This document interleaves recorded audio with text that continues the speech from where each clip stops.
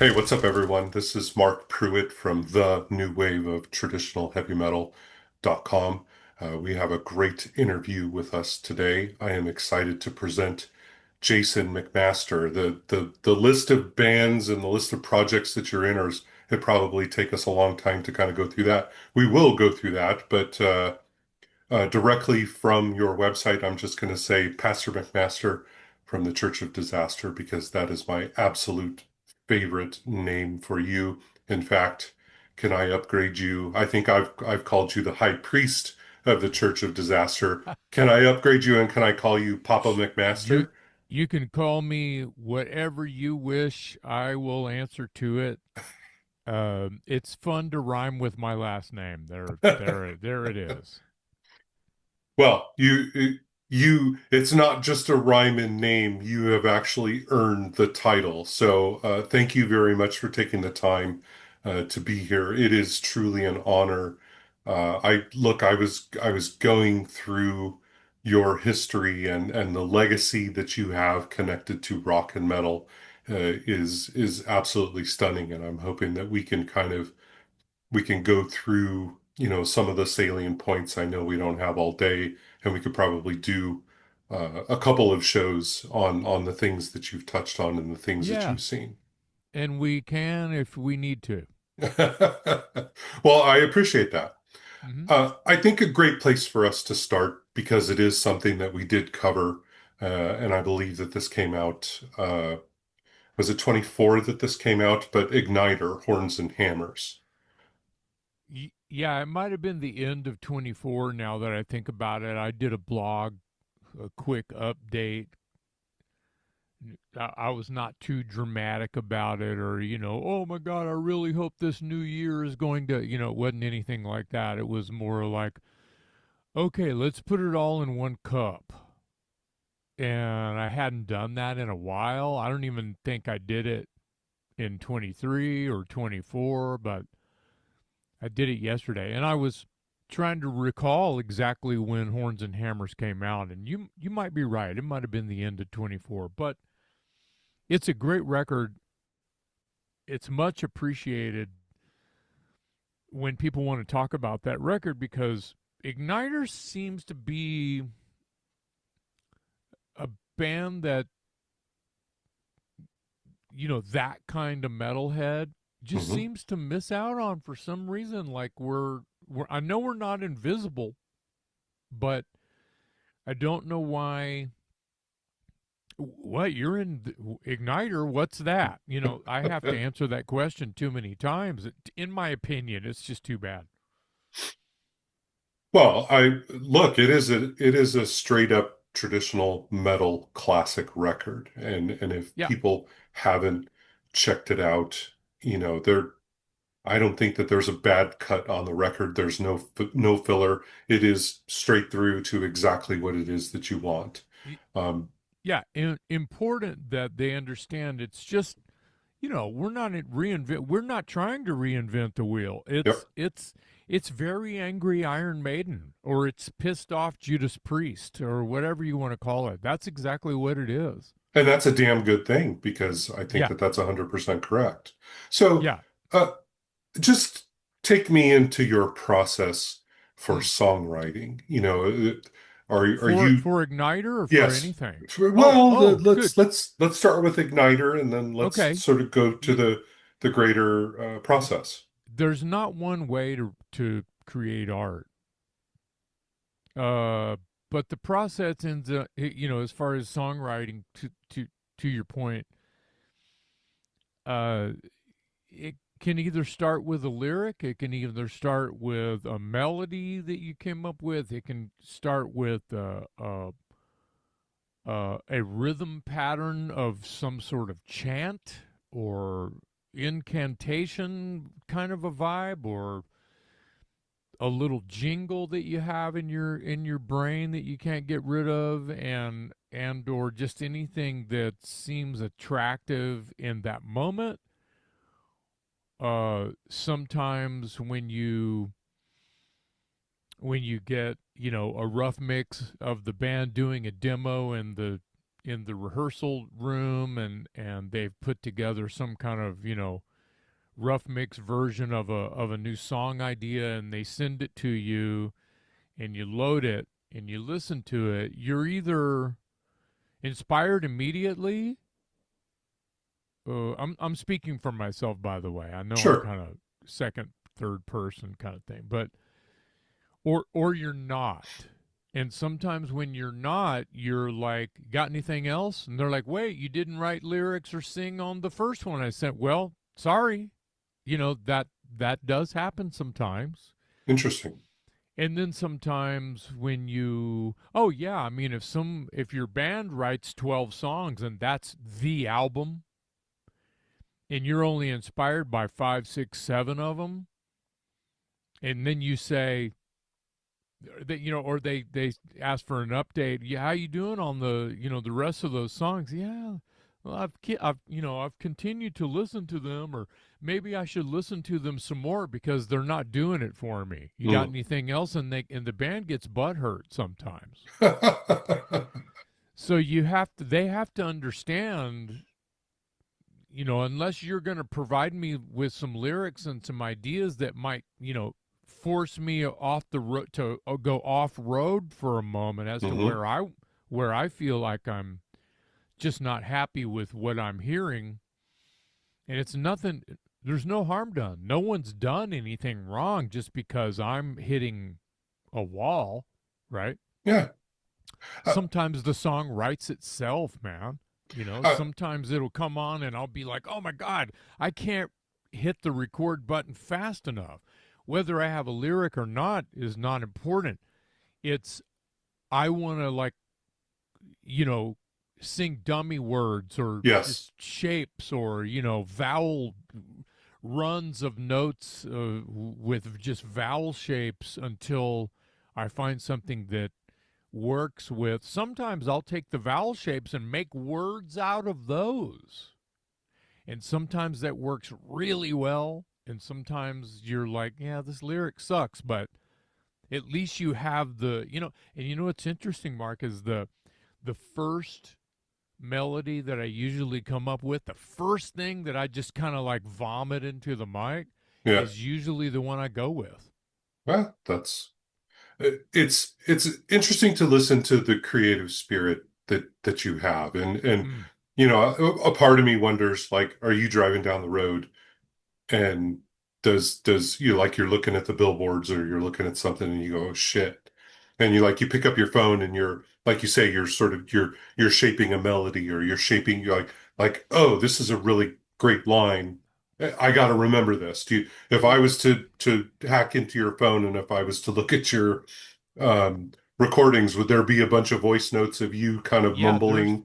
there are things in there I have to remind myself. Sometimes I forget that I've just randomly, you know, like stream of consciousness just went, oh, that's killer, and hit record, and I'm driving, and drive through. I'll have fries with that, and I'm in the middle of singing some kind of BS, and then I'll go back a year, 2 years later, and hear and go, oh man, that's cool. I forgot all about that. Happens all the time.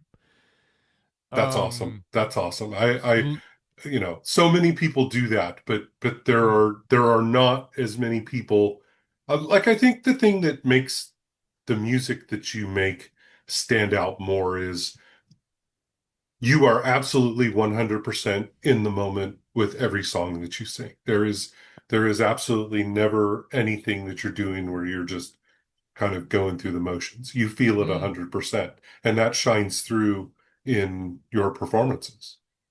Oh, I'm glad that you feel that, and that's a high compliment. Because I know what you mean. Sometimes it just feels like a singer is just kind of like, you can tell they're acting, right? Yep. I'm trying to become the character that I'm creating. Um, or if it's just me being heartfelt or melancholy, depending on what it is that I'm doing, that's where I'm trying to be the whole time. Doesn't matter where I'm at. If I'm singing that song, I have to go into that color, or it's not, you know, like when you sing the national anthem or something that's got all this drama in it. I've heard some people sing the national anthem and just sound like they're reading the phone book. Yep, yep. And it's like makes me think, what the hell's going on here? You know, Well, that's not what I want in my metal singers, that's for sure. no, no. So, into a lyrical uh influence, movies, books, quotes, newspaper clippings. I don't read as I'm trying to get better at reading. I just don't. I read the Hmm. same sentence over and over. I'm semi dyslexic, I guess, and I struggle with that. And I've got a library of biographies and books on subjects that I love, and I I've I've only read point seven of them out of 100%, just because I'm just not good at that. And I I love collecting those yep. because it's subject matter in words in a Hmm. hard copy. I mean, Yep. they're trying to cancel libraries, Yeah. and it's like that's not going to happen around here. Yeah. Not in my house, That's correct. that's what I say. So anyway, it has to come. Usually, I'm confessing it's from silly horror movies or dramas or true crime or things like that. Somebody will say something, so oh my god, what was that? And sometimes my wife Kate will even hear something and go, oh my god, that's a good line, and she gets that influence from me when I hear something, and she's pointing it out for me now, going, wow, you better write that down, and I'm like, right. Listen to your So wife, Jason. yeah, see, she knows what's poetic Huh? by just watching. I don't know, it could be a shoe commercial, whatever is dramatic enough that she thinks or knows that I'm going to like, she'll know it, and she'll look at me and go, "Yep, that's something for you, isn't it?" And I'll go, "Oh yeah." And sometimes I feel like I'm making myself sound lazy, and everybody out there knows I'm not lazy. So Oh. the sometimes it'll roll by, and I'll go, wow, that is pretty good, and then I'll be like, look, a squirrel. I'll forget to write it down. So I'm doing the best I can, and I'm still there's stacks of paper all around me now with notes on them. So you never have enough. I know that Yeah. when you're trying to put together cool lyrics to your art. You never know when you're going to need that line that you spewed 5 years ago that you just never knew it was going to fit in the moment. It's so true.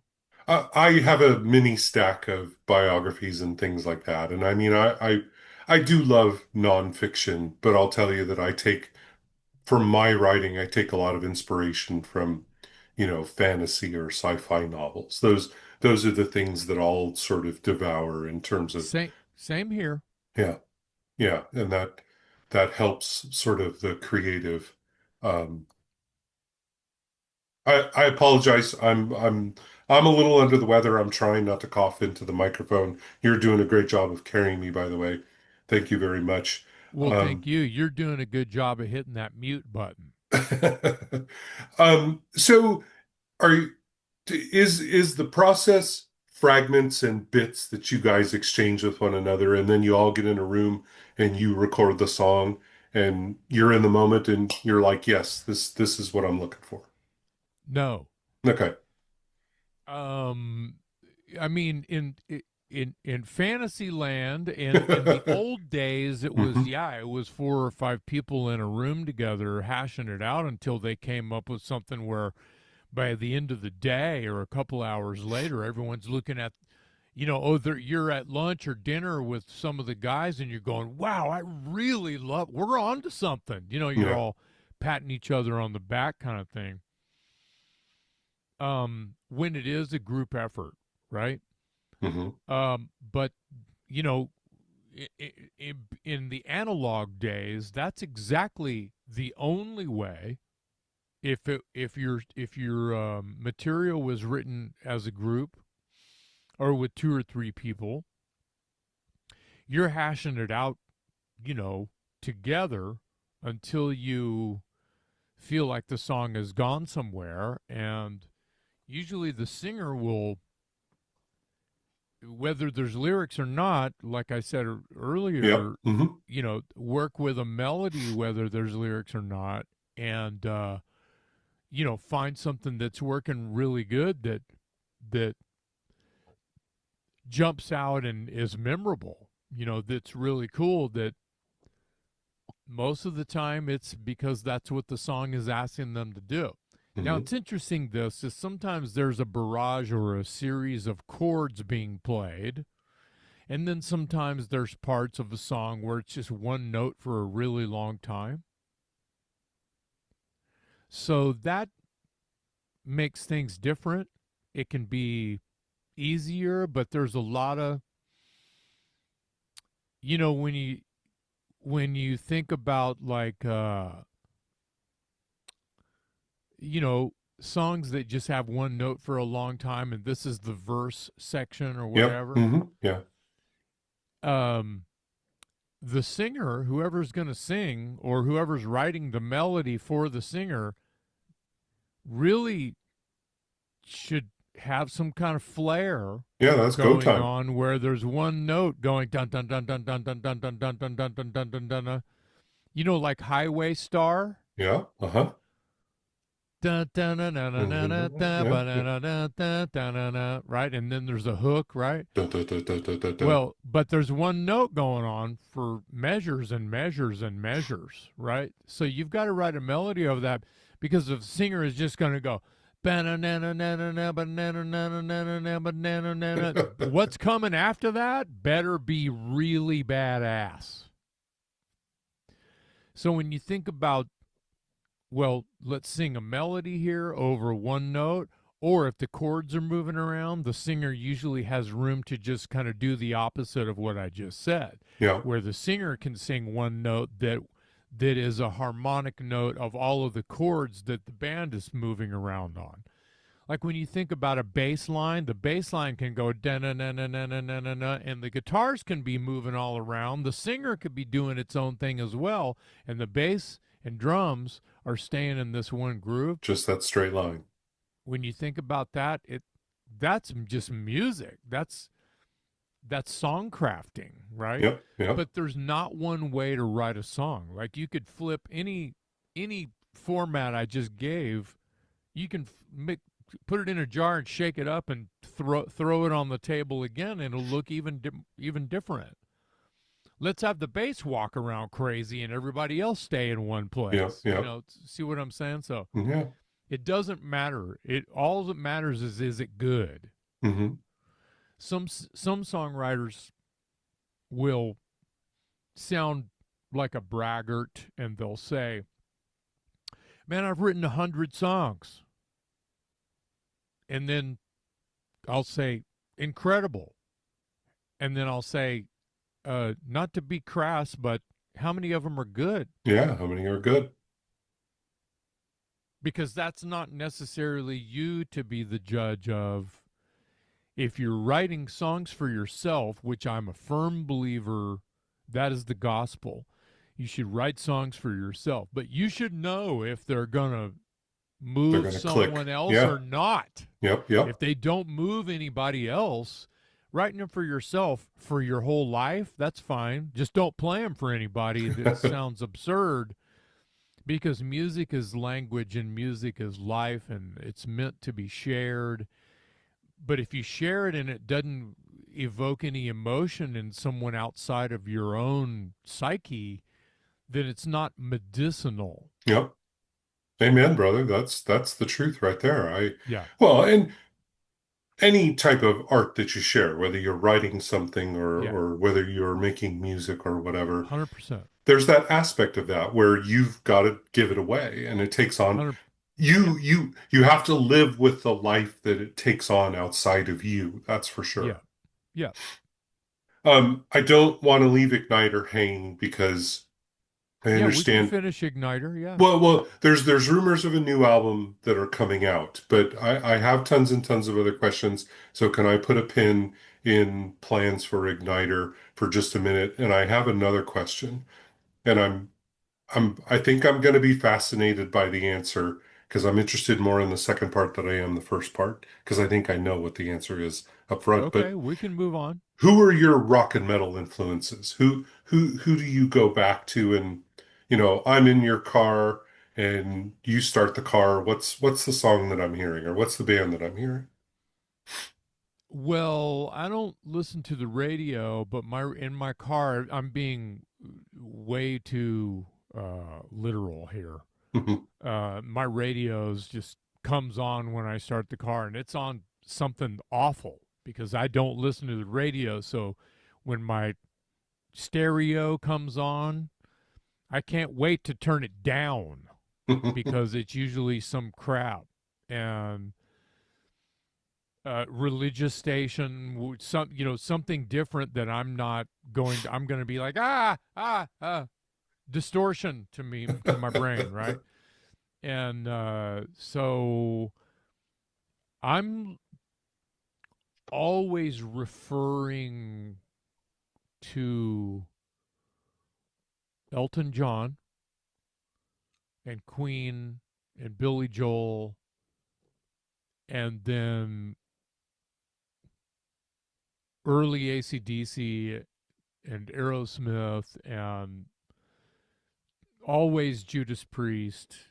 But I love Nazareth and Foghat and Steely Dan, and um, I'm so all over the place. It's more of a rock thing, but anytime that I come across, like me and my wife were in my car together the other day, and she lands on a classical station and ended up being Mozart. And I was just like, "Oh my god, that just feels so good to listen to that." That just it like comforted me immediately. And it makes me think of like if I was in Cannibal Corpse. Hmm. I think you know where I'm going. If I was in a band like Cannibal Corpse, Uh-huh. uh I would probably, well, I mean, I'm in an extreme, Watchtower. Let's Yeah. say I'm Yeah. done with Watchtower rehearsal or a gig, and I'm in the car or the van and we're driving away. My best friend is either Silence or Mozart You gotta or come down. something. Yeah, it has to be, at least one note for a really long time, some kind of Zen Yep. mode, because of all of the chaos that's I just shook my brain with. Um, Classical I've music. even I've even read somewhere that like if death metal guys are Huge classical. yeah, they're listening to smooth jazz and classical music while they're reading a book Sure.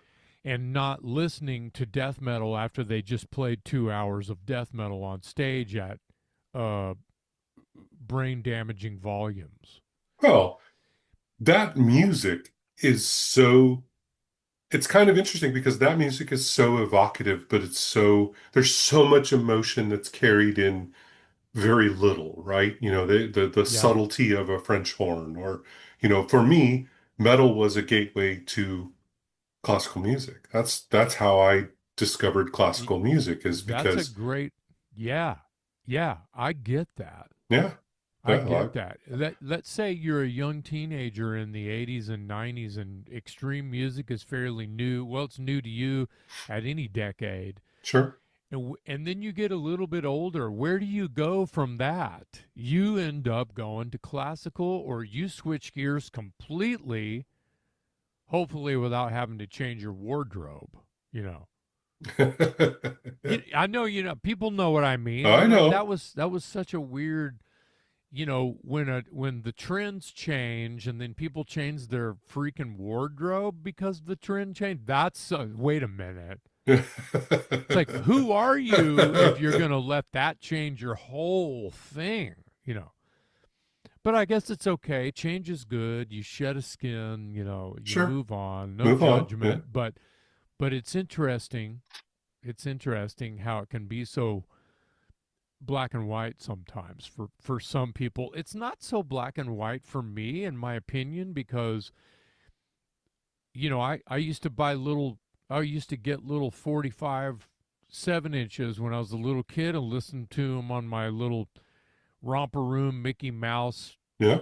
stereo, little box, lunchbox record player, and then you know Queen, and then it just Queen was all kinds of. They wrote Yeah. melancholy, they wrote opera, they wrote pop music, they wrote metal.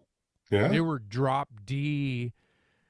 I think they were drop D around the same time that Iommi and Sabbath were drop D, dropping their tunings to C and D. And that's the first time I ever heard that. I can say was more likely for me Queen and not so much Sabbath. But the point is heavy music was before I was 10 years old. I was hearing heavy music. Sure. Whether you're calling it heavy metal or not, you're not. I think the Alice first, Alice Cooper. I mean, it's just he could write any kind of song you want. yeah, first 8 track that I ever heard was a Bobby Goldsboro 8 track. Okay, And yeah. then I think I got a little bit older and I probably the first couple of bands that really got me into heavy music were the Scorpions, and then Mm-hmm. more sort of apropos of the moment was Quiet Riot, because Mm-hmm. Quiet Riot is, they broke out and things, we all know what happened They following were a that. gate. They were a gateway to American metal. You 100%, yeah, yeah, 100%. yeah. I love that you mentioned Elton John and Billy Joel. Yesterday I was, It's the first thing that you say. What's the first thing that comes to your head when I get in your car? What do you want to put on? And I can't help but just trip and fall right into Elton John. yeah, I know he's a big influence in your life. But yesterday I was listening to the radio. I was listening to Howard Stern, and he was replaying an episode with Billy Joel. Oh, And nice. there's a very interesting and unexpected parallel because Howard Stern is pressing him, and he's saying, "Billy, why the hell haven't you released any music? What is, there." Howard Stern is very sort of direct, and he's like, "What is your problem?" And this goes back to what you said. He's like, "I make music or I do things with other people, and it just doesn't sound good to me. Doesn't sound good to my ear." And that taps into what it is that you're talking about. This is not moving me. I can't assume this character, or I can't assume the emotion of this song. So I don't know that that's a universal thing, but it's an interesting comparison that there's a parallel to those influences. And I remember I was young at the time, but I just remember Elton John just being huge, and Yeah, at the time we didn't really draw like drawing lines and gatekeeping didn't come along until like the Quiet Riot era, that time. Like yeah, you're a poser, or like you need to listen to this instead of that, right? yeah. Well, uh, I'll piggyback you and say that y- you know Howard Stern digging that out of Billy Joel is he even recently there's a biography movie on like I don't know It's if you've HBO. seen it. Yeah, yeah, Yep, and it's incredible. absolutely. Mind blowing his whole 100%. story. I had no idea. I mean, his drama is like Fleetwood Mac drama. Yes. If anyone knows what I'm talking about, 100%. it's like that. Yeah, yeah. And that's almost gross. I didn't know Billy Joel had all that going on. It's like, whoa, dude, I'm so sorry you had to deal with all that. Yeah. Some of it, sure, you admitted that you brought it on yourself, but oh my God, No wonder you write good songs. You're tormented. Yeah, absolutely. So interesting that because I've heard Billy Joel say in that documentary that at this point in his life as an older gent, right? Because he's grandpa, he's old man shit. You know, he's got anything. He's old man. He is not going to write anything now that is not going to be as good as his last or something that he's Yeah, done before, yeah, and that's related to what he gave to Howard. Um, I used to say that, and I would imagine that you're going to want to talk about it, but that right there is related to why there's not it hadn't been 5 new Dangerous Toys records in the past 30 years. Same reason, yeah, because there's a lot of bands from, I'll just say, the class of '89. You know, yeah. '89 is 100%. Yeah, oversaturated. Everybody who had long hair and tattoos and sang "Hi, a la Axl Rose" got a record deal. sure. Whether it was a good idea for the labels to just hurry up, we need about 100 of these, Yeah, or not, because they did that with Nickelback too. We need 100 Nickelbacks. We need 100 Tools and Chevelles and yeah, yeah, Disturbs and whatever. Anyway, yeah, I feel like my class of '89 folk, yeah. some of them I don't know, and some of them are my friends, Hmm. but I'll leave names out. A lot of them kept making records that I was kind of like, when I heard it, I'm like, whoa, that's bad. Oh, what happened? Yeah. Right? Hmm. There's a couple songs here and there. Sure, I get maybe I'm too close to it, subjective. Maybe I'm old and burned out. Maybe I'm in the old man, and I know that I am, and that's fine. But my point is, I feel that way about my own shit. Hmm.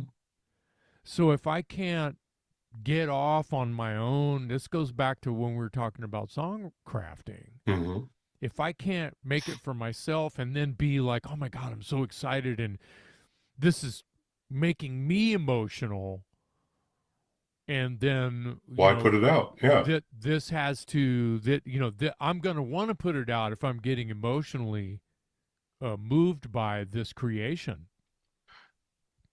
This also, not to change gears really, Please do. but when, sorry, Please do change gears. yeah. So when, but it's not really changing gears. When, say, you're collaborating with someone Yeah. and it either you're like, oh my God, I can't wait to sing on this, or it's kind of like, meh, you know what I mean? Yeah. Like I said earlier, it's no one's fault,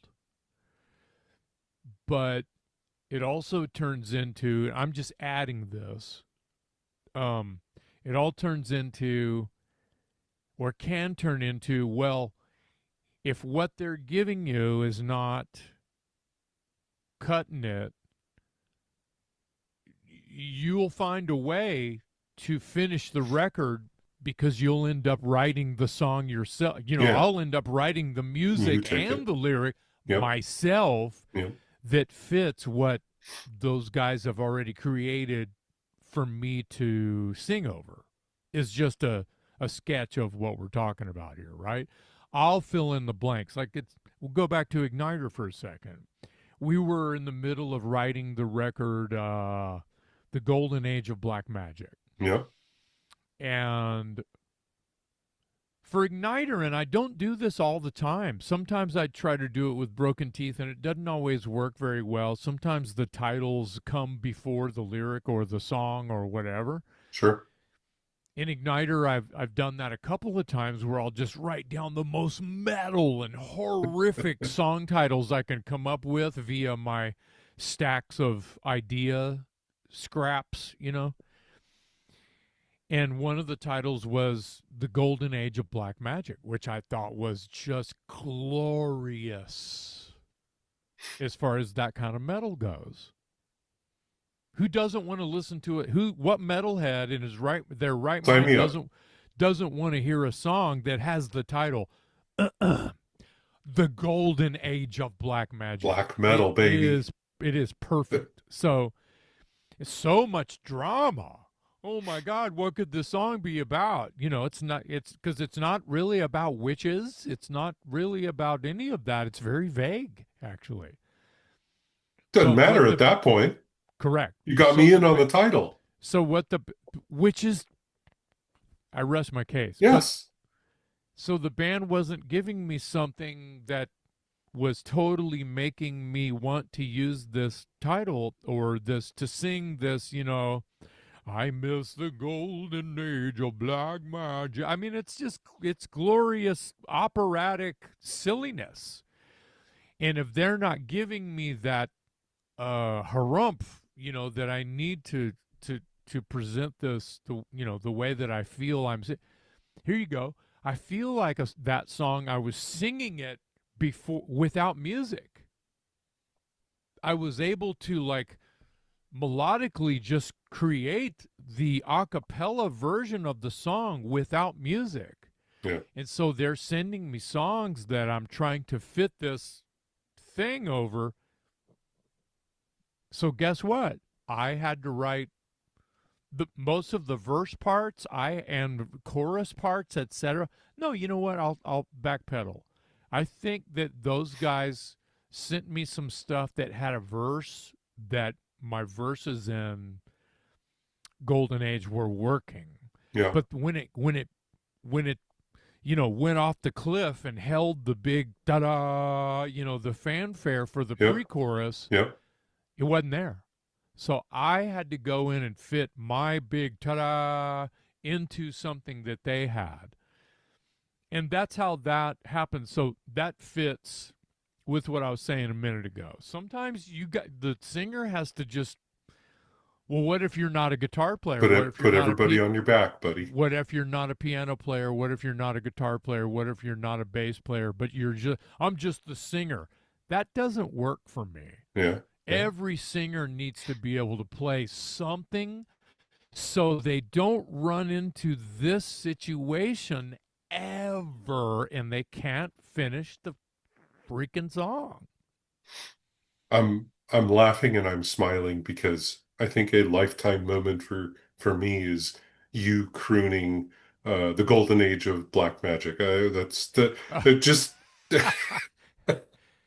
Well, the shit got real, and the only way I had to fix it was to go, it's not there yet. It's supposed to go, la, la, da, da, and there's no fanfare in the song they're sending me, so I had to put the guitar on and plug it in, and no, dudes, like this, and I'm showing four other dudes how, what I need them to do, and then they're like, oh.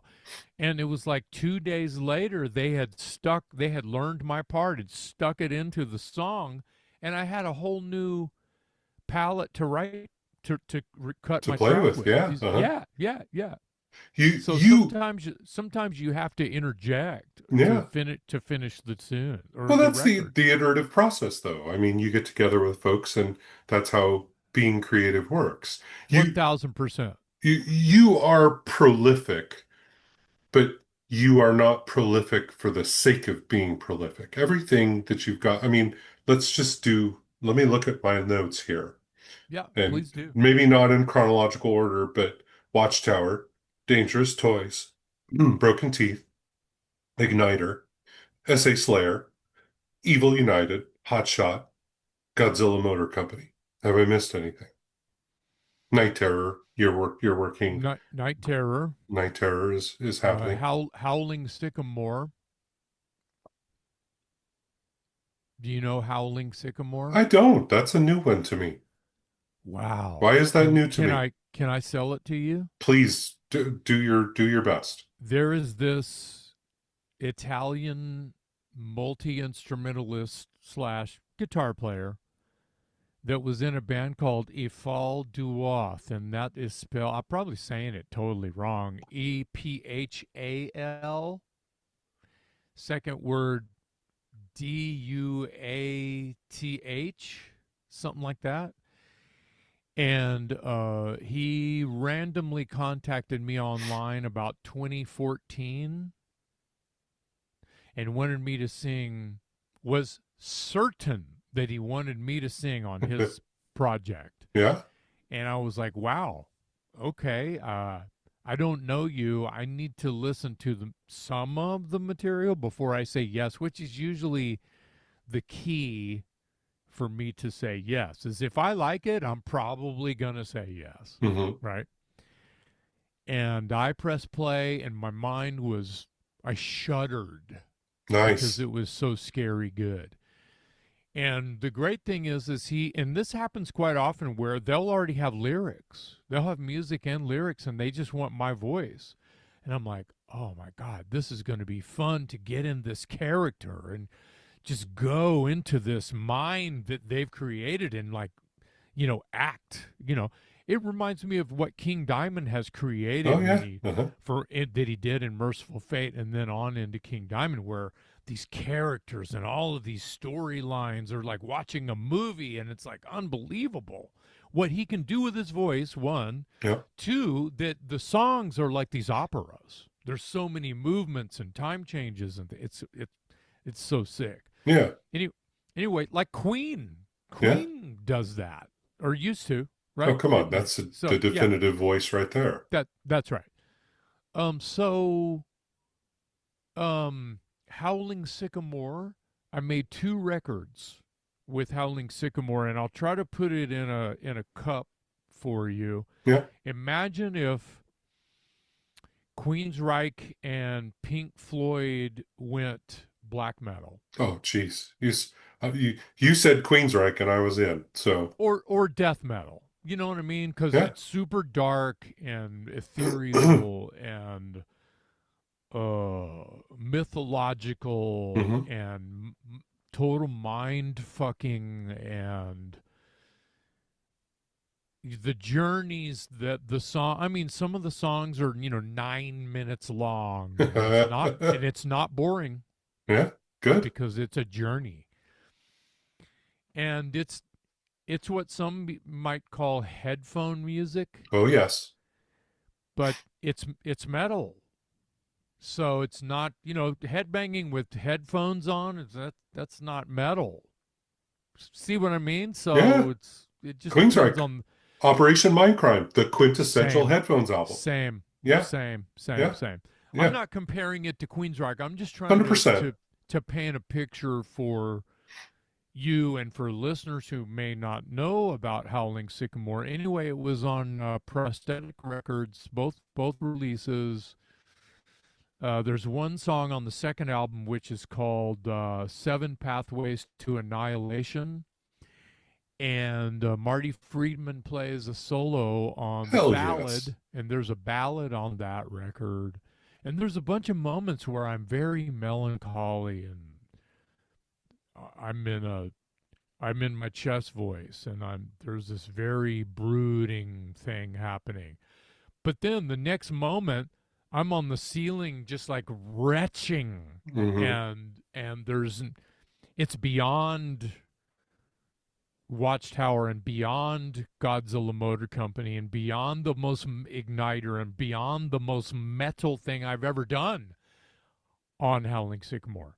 All So right. much drama. There's an operatic, like brooding, like sadness in my voice that I just described. And then I'm on the ceiling where I'm ripping my own heart out. I guess I have homework this I'm weekend. torturing myself. Very nice. I'm Yeah, into this. yeah. So it's very that should be enough detail for how I might have scared people I was gonna away, say you other got than pretty bring them graphic in. there, dude. Yeah, well, That wait till you hear it. It's such a trip. Anyway, I'm you extremely proud, and I need to call David. His name is David Tiso. He okay? lives in the Bay Area, and we've tried to get back on the horse together and write a third record. And he sent me a song fairly recently, and I demoed it, and it's fantastic, and it's right in order with where we left off a couple of years ago. Anyway, there was like a 2015 record that it might have just been self-titled. I can't remember if it was. It's been a Sure. little while. Yeah. And then there was a 2017, 2018 record, Hmm. Seven Pathways of Annihilation. And then we're way overdue. But anyway, yeah.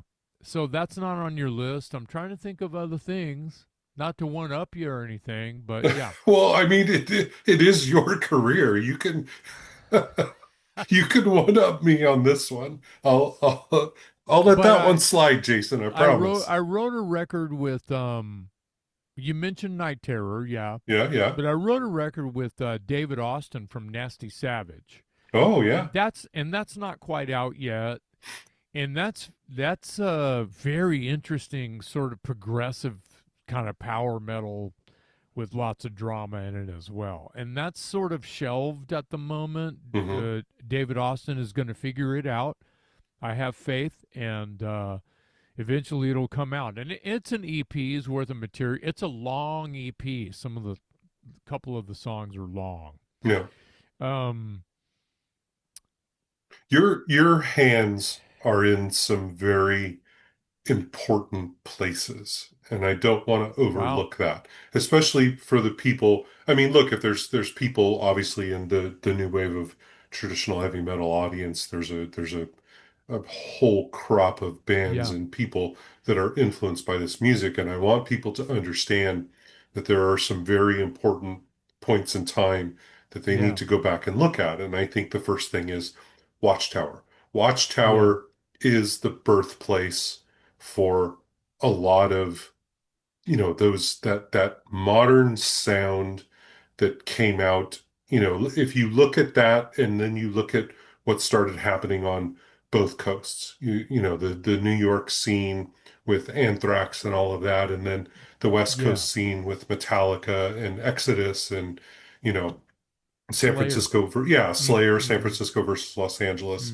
Mm-hmm. all of that thing. Well, Jersey versus New York out there with Overkill and 100%. Hades and Yeah. of course Anthrax again. But Anthrax, there was yeah. so much more. The New York scene is vital for punk and Yep. hardcore, which melted into metal, and 100%. yeah.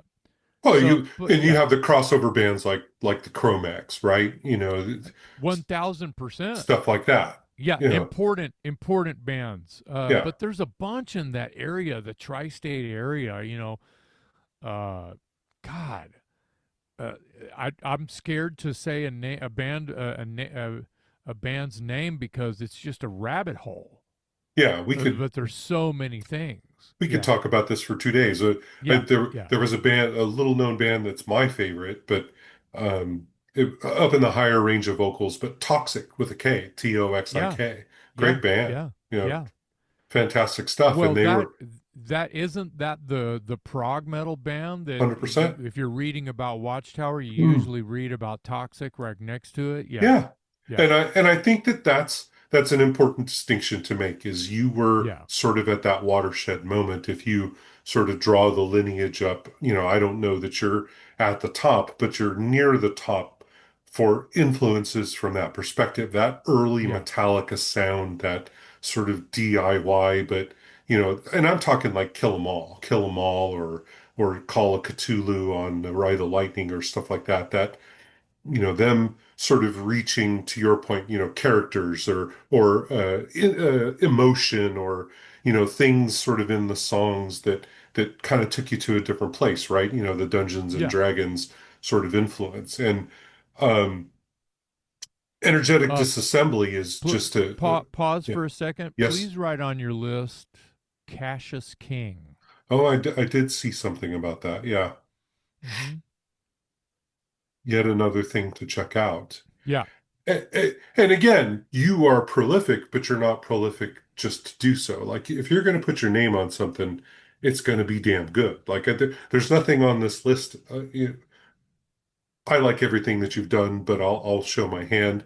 Uh, Broken Teeth is one of my favorite things that you've ever done. Like, Viva La Rock Fantastico. I roll the windows down and play it loud so everybody can hear that along with me. that's the right uh, suit to wear uh, when you listen to Broken Teeth is in the car with the windows rolled down, 100%. just to try not to get a speeding ticket.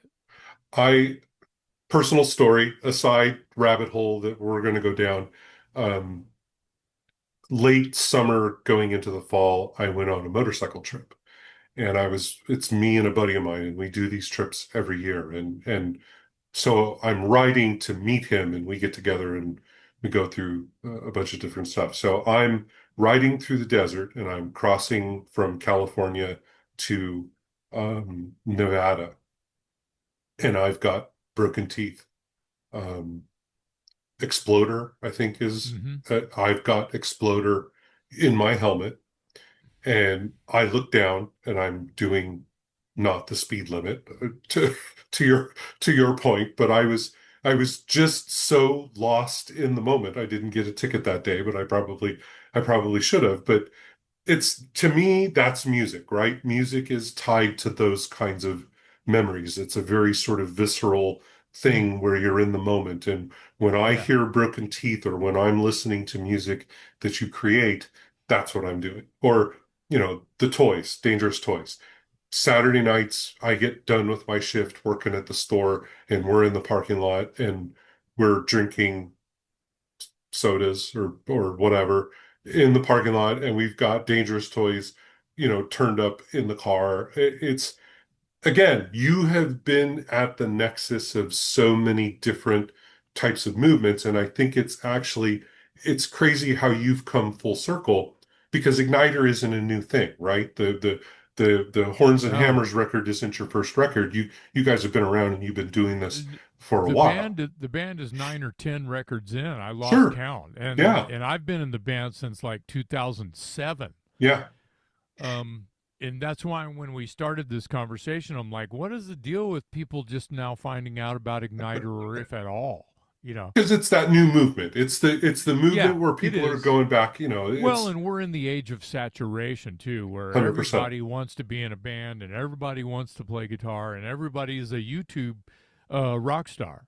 Yep. So it's a different world. It's not analog world anymore. And everybody that I'm in a band, most of the, because in recent months and years, I've been collaborating with people half my age or younger, which Hmm. is really It's fantastic. fun for me. Yeah, and the funny thing is they're all up in the digital world of where we are and things, and it's all buttons and apps, but they're anti AI and Hmm. they're very into analog, not so where they're going and buying tape machines and vintage equipment.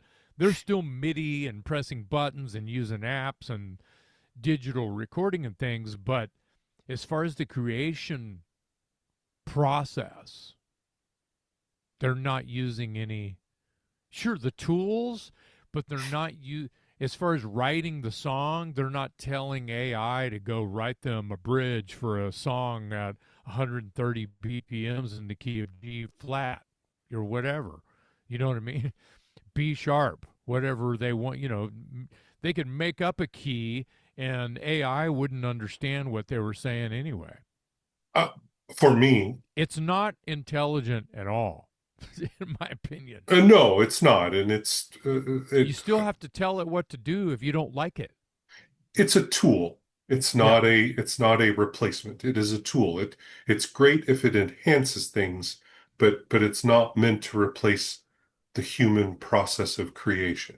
And that's all that I'm really talking about. And I'm not trying to Yeah. one up anybody's process either. It's just interesting that when I talk to younger musicians, they prefer an analog attitude. Hmm. Even though they're all up in the digital thing, they prefer the analog outlook, right? It The reason that I contribute to this movement, the reason that I like talking about this part of metal is because the new wave of traditional heavy metal has embraced sort of the underground. They have embraced the old school from that perspective. And I'm not saying that like, it needs to be like it was back in the day.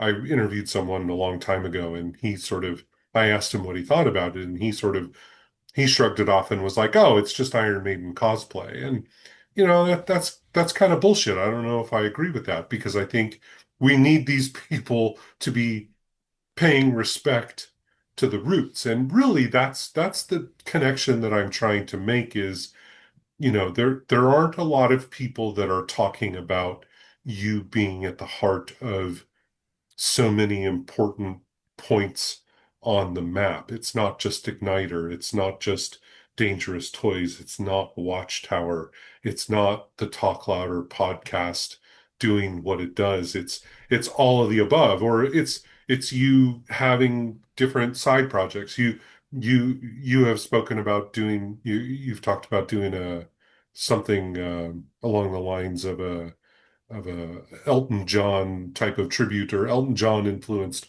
project. I mean, Yeah, the creative I'm up freedom in you have that. is amazing. Yeah, I'm up in that project daily. I can't get it out of my mind because I'm in love with the material, Yeah. and I wasn't trying to prelude or step out of the line of conversation here Huh. by when I mentioned that I'm collaborating with younger people. There's a there's a young man in Florida named Ernie Peg, Pegnini. I think I'm saying his name totally wrong, but this kid plays everything, self-taught, every instrument. He writes country, he writes metal, he writes hard rock. He writes his forte. These are his words now. He goes, what I can write 20 of a day is what I call Weather Channel music. And the first time he told me that, I'm like, what the fuck are you talking about? And he's going, well, let me just send you a bunch of different little, you know, sound bites. And I'm listening to this shit, and it's like, yep, that's fucking Weather Channel music. Just the cool jazz, the Yeah, yeah. MIDI with the 12-string bass and like Just white noise, huh? just super chill. It might as well be elevator music, but it's this super chill, cool listening, with maybe some kind of MIDI saxophone, and ooh, and I'm like, I need to write songs with this guy Yeah. because then the next thing you'll send me is like this like thrash metal song, and I'm just like, wait, what? Yeah. He's 19-year-old. I call him the 19-year-old piano player that I'm collaborating songs that I'm going, hey, listen to a shit ton of Elton John and write me some piano doodles and get back and call me in the morning. Yeah. It's kind of I give him homework, and then Well, we that's have your this. that's your Yeah, AI right there. we have this thing now, and well, and once again, isn't this funny? Is everything he sends me, I'm going, meh, eh. It's the same process. Yeah. Not everything he's sending me, I'm gonna go, oh yeah, I got that, and I'm hitting run into the microphone to record something. It's the same process. But you And need then that. I'm 100%. And Yeah. then I'm also collaborating with longtime friends in the same project, which we don't have like a band name. I don't know if it's going to be a solo thing, McMaster and Commander. I don't know what the hell it's going to be called, you know. But I Your last feel, name, the possibilities are endless, as you said. well, yeah, it's silly. But the fun thing is it's when you're writing that kind of like, I'll call it what it is, easy listening, Sure. melancholy, yacht rock, that really where what I'm trying to do as a focus is 1977 roller rink, where you're hearing Mott the Hoople, David Bowie, Alice Cooper, Elton John, Billy Joel, ABBA, and then Donna Summer and Village People, and the Bay City Rollers within an hour while you're rolling around on skates in a circle in 1977 and you're 13. I got a band for you to check out. I'm gonna give you homework. Okay. There's a yacht rock duo, Young Gun and Silver Fox.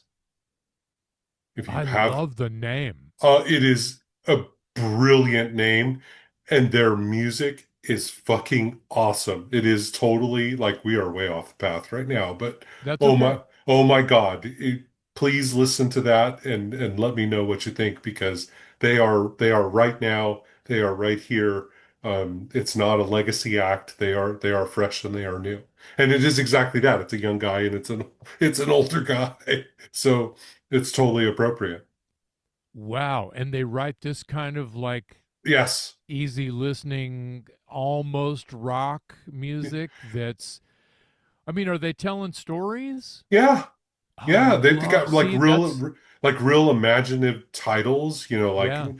I think one of like Night in the Sierras or something, talking about being around like a campfire or one of their Okay. videos is Venice Beach, roller skating on Okay. Venice Beach. Like Yeah. these Okay. guys are the real deal, man. Wow. I got to hear it. Okay. I got to Well, hear it. And maybe I can collaborate with them. I I would welcome the opportunity to hear such a thing.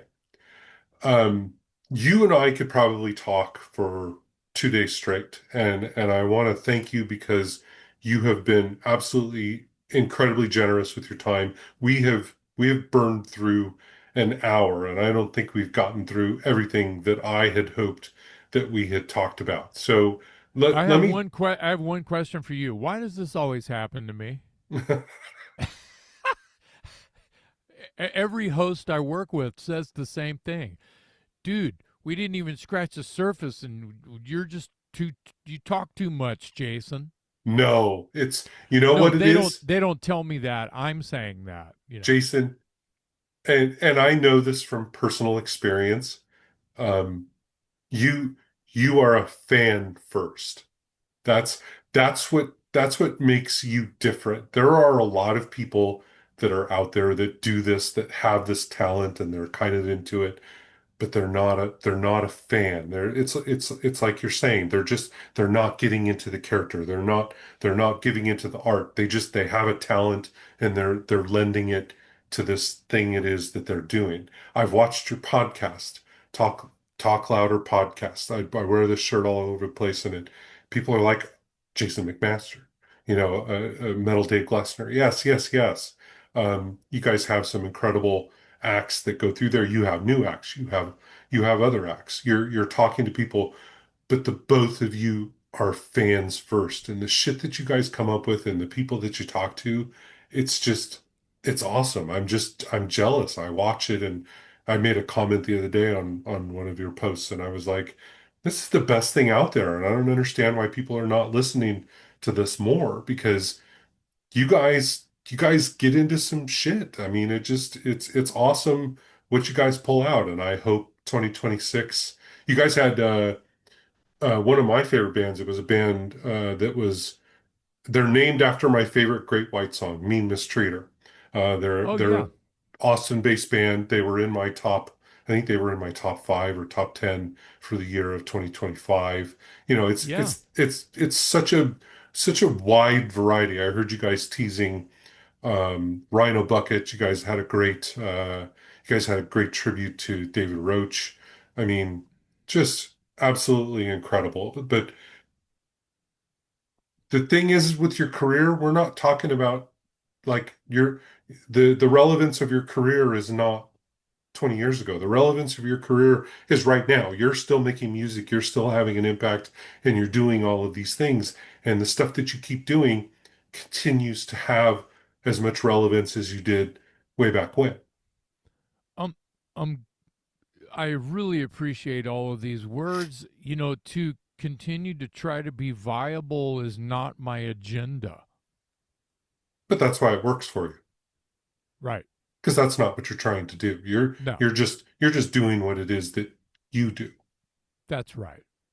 That's And right. And I feel that way if you know Talk Louder, if you know the podcast and you're familiar with me and Dave's conversations with our guests, they're just chit chat and hang out, Absolutely. and you understand when. I mean, you can tell which guest I'm really excited about and know everything about already, and then you can tell which guest Metal Dave is already a fan of and knows everything about, and then you can kind of also see the other dichotomy piece of kind of thing that happens, which ends up being my favorite kind of episode, is when me and Dave take a chance on something new, or we're Sure. promoting something that we don't really know a whole lot about, and we go, "Oh shit!" at the same time. Yeah. Me and him are going, "Oh shit!" at the same time.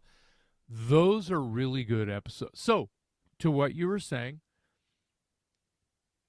we're in a constant oh shit, Yeah. just because we get to do this, Yeah. just Absolutely. because there is we find ourselves wanting to, I almost said, hear the sounds of our own voices, but the but it really is important for us to it keep our chops up Yeah. as fans, and try new things once in a while, as Sure. old dogs, don't like new things. And that, once again, that's not the agenda, is to try new things. Because we're an analog, dying breed of analog, right? Sure. It's been getting maybe, breaking the fourth wall, or, whatever you want to call it. It's been really cool to get to know you personally, or I'm sorry, to get to know you professionally. Like Yeah. we're not like friends No. calling each other on Sunday, but No. I think we have professional rapport with one another, and it's been very cool to sort of scratch the surface of this. And as soon as, like, I dug into Igniter, and I started thinking about, like, how am I going to sort of tee this up for people that are watching? And I think you summed it up correctly, is that you're a fan that's sort of in the moment, and everything that you're doing is a reflection of how you want your art to be. And Yeah. that's up here. You're not in it for this. You're in it to make something great. And all Yeah. of the bands that you've been in that people want to go check out, whether so what is coming up for 2026? Tell me what you've got that's maybe within arm's reach that's going to be happening in 2026, because I want people to keep tabs on you, and I want people to be able to follow you and look out for these things. Well, Igniter has slowed down quite a bit, Okay? and as far as writing a new record, we have one new song that's on its way to being just as strong and hot shit as anything that's on Horns and Hammers. Um, and we just need 10 more. You know what I mean? And but like I said, we slowed down. We do have a couple gigs booked, and that's really it on the Igniter front, because I feel like this sounds weird, but even though Horns and Hammers is not really new anymore, Yeah. a lot of people still don't know Still about it. discovering it. Yeah. And the world is saturated with music and art, and it's daring to try to keep up with Yeah. things that you love, because there's always another band that I don't know of that's my new favorite band that I've never heard of. So, Broken Teeth has been writing. We've probably got about 9 or 10 songs written already. Some of them have gone through a process that's more or less a production rehearsal, where we'll learn the song 2 days before a rehearsal, where we're in a room and we're building the song off of rough demos that we've created outside of rehearsal. And that process has done us well over the past couple of years. And next thing you know, I mean, You see the obviously, smile. You see the smile on my face, Jason. yes, New Broken Teeth record. yeah, It's music to my it's ears. very possible that there will be a new record at least starting to get recorded for real in 2026. Okay. Hot Shot with umlauts over the O Mm-hmm. in shot. Otherwise, it would be Hot Shit, uh, which Hot would shit be a ain't great bad either. band name anyway. Yeah, hey, we're called Hot Shit. Here you go. Chew on this. Yes. Um, we have 5 songs, almost 6 songs. Uh, 3 songs are pretty much in the can. 2 of those are already streaming, as you already Hmm. know, and Yep. some already know and are hip to it. And for those of you who don't know, Hot Shot is the leftovers of the Dirty Looks reunion, Hmm. Dirty Looks 2.0 that we had going for about 5 years, and Straight up, that no bullshit, fast, dirty rock and roll as that's you can right, get. Yep. that's right, that's right. Inappropriate on purpose. Percent. Something really fun news as far as Hot Shot goes. The song that we're tracking at the moment is called Champagne Cocaine, and I did not write the lyrics. Lemmy did. There's a story. If I may, I'll try to keep it short. In 1991, Dangerous Toys and Operation Rock and Roll tour comes to an end, and this is the end of summer '91. Sometime on that tour, I became acquainted a little bit with Mr. Kilmister, and he gave me his home phone number. He said, "Call anytime.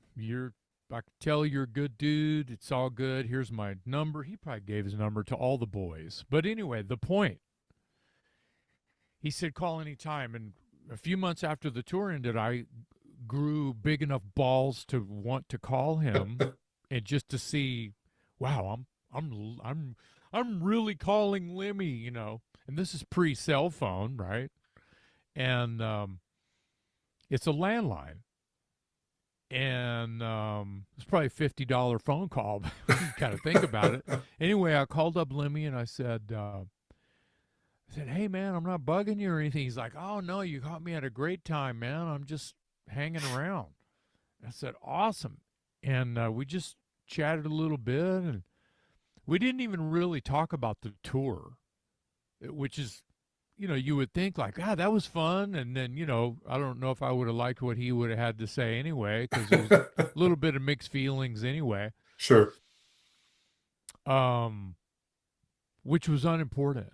That's what I'm trying to say Yeah, is yeah, what we had just done was kind of like, I could have talked about the tour all day because I got to tour with my idols, right? yeah, Anyway, absolutely.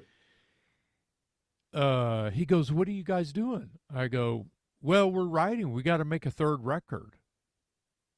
We're at home. We're not playing barely anything. Which would Late have been '91, pissed, we ain't right? doing shit." Would have been Well, pissed, right? Pissed was Yeah, the third record. yeah. So this gets into the demolition story. So I'll still try to sandwich this. You got it. Um, it's late '91. I'm on the phone with Lemmy. He goes, "What are y'all doing?" I said, We're trying to write songs, and he goes, "Well, let me know if you need any help." And I'm like, "Excuse me?"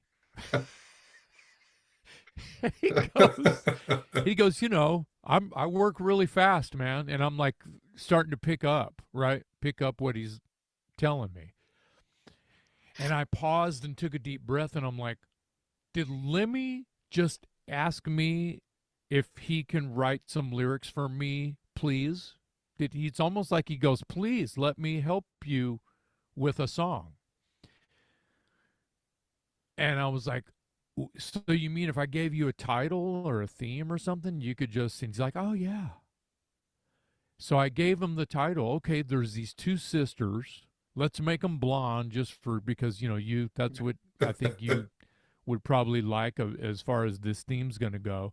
And one sister's name, they're twins, one's Champagne and Cocaine. He goes, "Got it. Check your mailbox in 2 weeks." 2 weeks later, I walk out to my mailbox and I pull out an envelope, and in it is yellow legal pad, handwritten lyrics by Ian Kilmister, copyright 1991, and they're framed I was going to say, about where are those? they're framed about 2 feet from my finger right now as I reach out towards the wall. So fast forward, here it is in 2025. It's, I don't know, a month or two ago when I'm putting together a couple of new hotshot songs. And I have these lyrics and I have other ideas. And like I said, we talked about my process. Yeah. And I've got Paul sends me this tune that him and Jack put together. And I'm like, all right, yeah, this feels like Dirty Looks. This feels like Paul. This feels like Jack. This is awesome. We got this.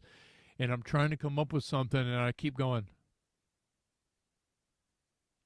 maybe, maybe.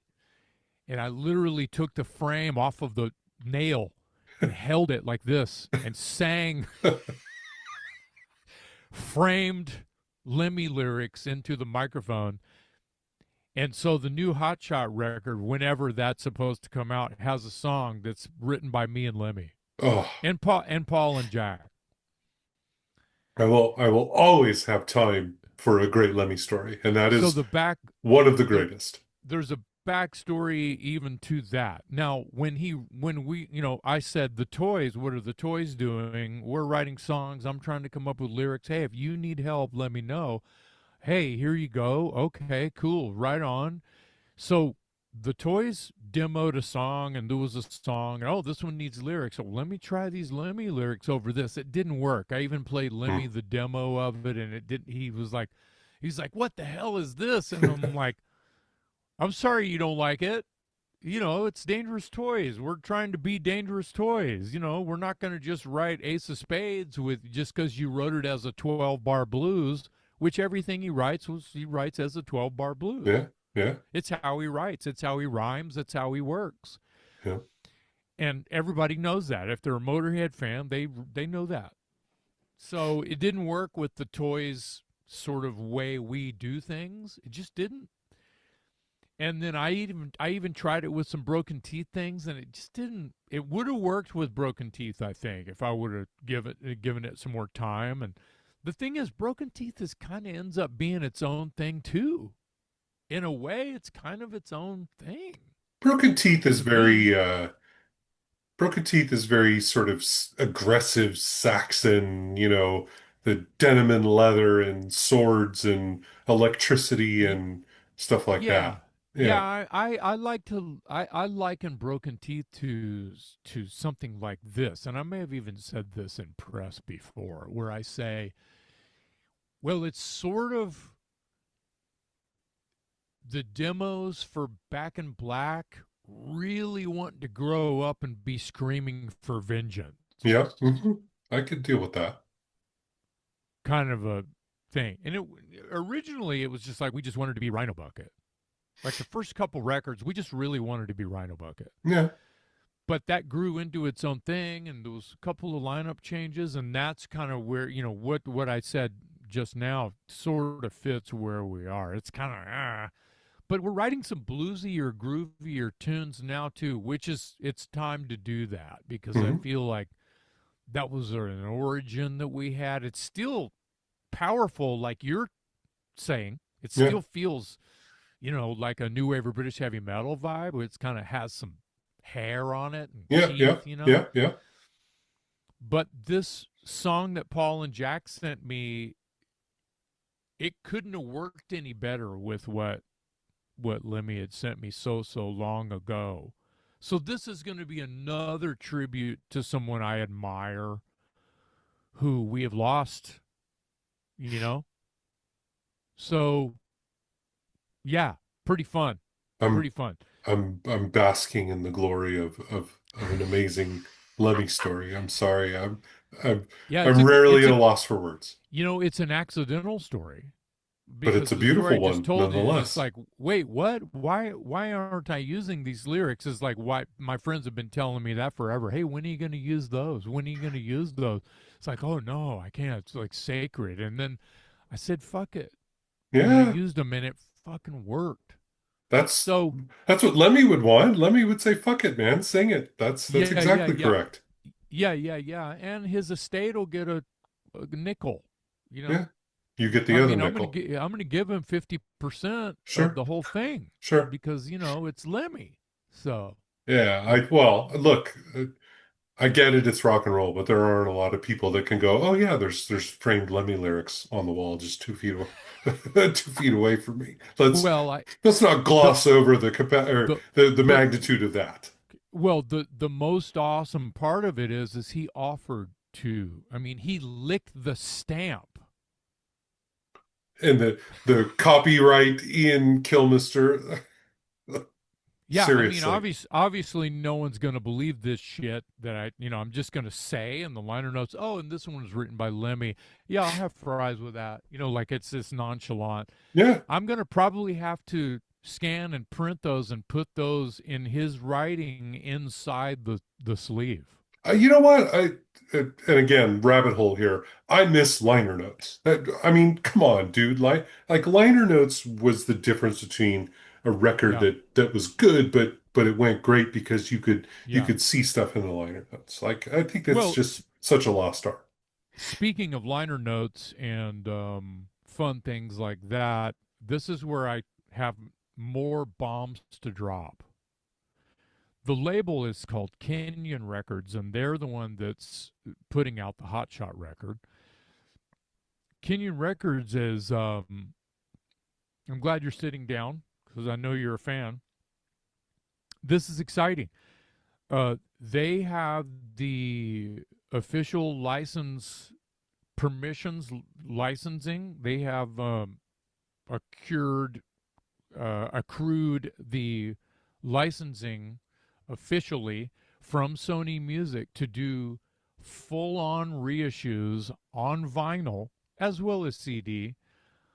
The first two Dangerous Toys records. Oh, oh, Gatefold, booklet, poster, variant, I'm all in on this. updated photos. Well, all you got to say is gatefold and booklet. It's like what the first and second Dangerous Toys album has. Yeah, Oh, the light, you get bowled over by the light and the it's like Repo Man when they open the trunk and yes. the light. Oh, yeah. It's like what kind of alien force, right? So that's pretty cool, Yes. and tons of liner notes. Yeah, Well, you've got the Demolition, which came out recently for Dangerous Toys, which is it's a collection of some lost demos and some things. yeah, and just for fodder, those again tie into the Limb lyrics. From the end of '91 to the end of '93 is when those Demolition songs were demoed Yep. and rejected by the label. But it's also the interim of time where the songs from the Pissed record were written as well to Pissed give is a. a Pissed is a vastly underrated record. Well, in songs, there's a couple songs on Demolition. If for those of you who have heard it, I mean, there's a couple songs on there that could have been on Pissed, and Hmm. there's even one or two on there that maybe could have been on the artist formerly known as. Sure. So it's like an aha. Demolition is an aha moment for people who don't know Pissed, and for people who know Pissed and don't like the artist formerly known as. It's like, oh, you like Rattle My Cage, but you don't like artist formerly known as. Interesting. Yeah. Well, Hmm. it all comes with the territory. Yeah, Well, it does. No judgment, but it's interesting. sure. You have just proven my point that if we just start with Igniter and we start kind of going through and we start looking at everything that you've done, you have been so influential and you have been a part of so many things that have, you know, what's the quote from way back when? It's like, you know, we didn't jump on the bandwagon, we built the fucking wagon, right? It's like you have been a part of so many things that have shaped metal what it was, what it currently is, and what it's going to be with the things that you're doing. So, again, I just want to express my deepest appreciation because you have shared so much Wow. in this wide-ranging interview.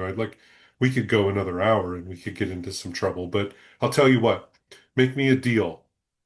Um, Anything. when Igniter or when Hot Shot, when something comes out in 2026, please come back and let's do part two of this interview. No Um, problem. please don't make me wait because I would absolutely love to continue the conversation. I think that this was the McMaster primer. Let's really, you know what? Next episode, you're crying. It's gonna be like Oprah. We're gonna. I love it. I'll sprinkle Sprite on my face. Hmm. If people want to know what you are up to, and if people want to discover things about you, where should they go? Well, there's a bunch of stuff at jasonmcmaster.net. Mhm. There are things on there that are rather old that need updating. There's But it'll things get that you where I've you need done. to go. Yeah, and there's things that have happened over the since 2022 that need to be mentioned at that site that have not been mentioned, and they are, I could call them lifetime achievements, even though they were not planned. It was like lightning striking. Mm. There are But things that have happened like in what? my life that are not, well, the fact that Wolf Hoffman calls me and wants me to fill in for Mark for 4 shows on Thank the you for East Coast reminding me. I for wrote that down and I Accept. didn't get a chance to talk about that. I And just then, saw and accept. y- and then yeah, me too. And then right after that, it had the same thing happen with Armored Saint. Now, I don't like the fact that, two of the most monstrous heavy metal singers who I adore got sick. It's just sort of uh to say it's an honor is not even that, it's ridiculous. It's not even a word that works for me. It's not gigantic enough. The respect that I got from those guys, the trust that I got from both camps for just little old me to come out there, it was imposter syndrome and worry and no rehearsal that I got to do that. And You don't need no rehearsal. God damn it. I got on a plane with no sleep and did shows that and in someone else's right mind wouldn't. I was stupid to do that. Some people have said that's the biggest balls of them all. I'm not going to So, disagree with that. okay. You had John Anyway, Bush. You had John Bush on the podcast. Have you had Mark Tornillo on the podcast? oh yeah. Okay. Oh yeah. Oh yeah. But anyway, the point is, a lot of my sites are not up. They're outdated. They're still informative. But yeah, there's brokenteeth.com, watchtowerband.com, igniterband.com. Mm. There's links. There's a rabbit hole. The starting place is jasonmcmaster.net. Yep. Dangeroustoys.us, to Okay. be clear. Yep. Buy merch from the band, not from Amazon. That's Words of my wisdom. that's my bumper sticker today. That's my PSA today. Support the band. Feed the band, not 100%. not a third party. Not the other machines. Yep. I Right, get it. right. Yeah. Buy your music. Keep it physical.